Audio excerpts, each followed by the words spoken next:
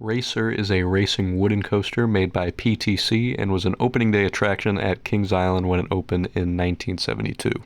The ride is located in the Coney Mall section of the park and is easily the biggest ride there. The ride also passes over the entrance to Kings Island's newest section, Area 72, where the park's Giga coaster is Orion. This coaster is also one of the ace coaster landmarks in the country, along with iconic rides such as Beast at the same park, or other iconic coasters such as Raven or Screamin' Eagle. The ride has also undergone extensive retracking by the Gravity Group over the past couple seasons, making for a much smoother ride experience than it was in previous years.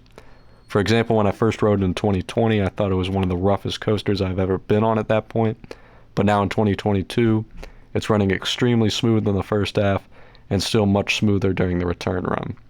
The coaster runs with standard PTC trains with just a lap bar and a seatbelt that can give you some good airtime room during your ride. There's not really any theming for the attraction, but it has a nice classic feel to it, especially with its updated colors and trains to make it look like how it was originally when the park opened 50 years ago. The ride stats are pretty modest by today's standards, but it opened as one of the biggest roller coasters in the world at the time. The coaster has a height of 88 feet, speed of 53 miles per hour, and a track length of 3,415 feet on both sides, where one side is mirrored from the other, blue on the left and red on the right. Now that we got the stats out of the way, let's see how it rides. The ride begins with a fairly decent drop as both trains usually drop at the same time, and then goes into some small airtime hills. They're all really smooth and give some solid pops of airtime. These valleys between the hills used to be rough on riders, constantly jackhammering you in your seat, but the recent track work made the ride feel like Mystic Timbers in terms of how smooth it was. The two tracks then diverge into two separate turnarounds that are pretty slow, but give some light laterals as they prepare to return back to the station. Depending on which side you are on, you can either get fantastic views of Orion or the rest of the park as you traverse the turn. The final run of Bunny Hills are slightly rougher than before, but still not nearly as bad as they used to be, each giving some light pops of floater airtime as you finish the ride. The ride ends with both trains entering into a tunnel into the final brake run, as you can see which side won the race.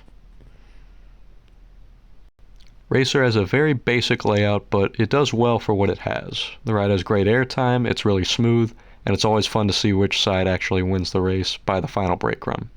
I would say it's the weakest major wooden coaster at the park behind Beast and Mystic Timbers, but it's still a very fun ride, and I would definitely try to ride it every time I visit Kings Island.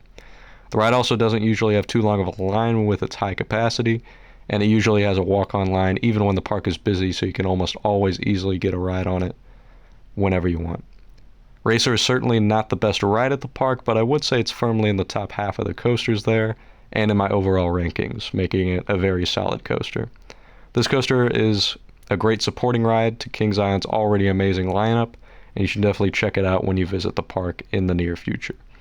Be sure to subscribe for more content and be on the lookout for more coaster reviews and other theme park videos in the near future.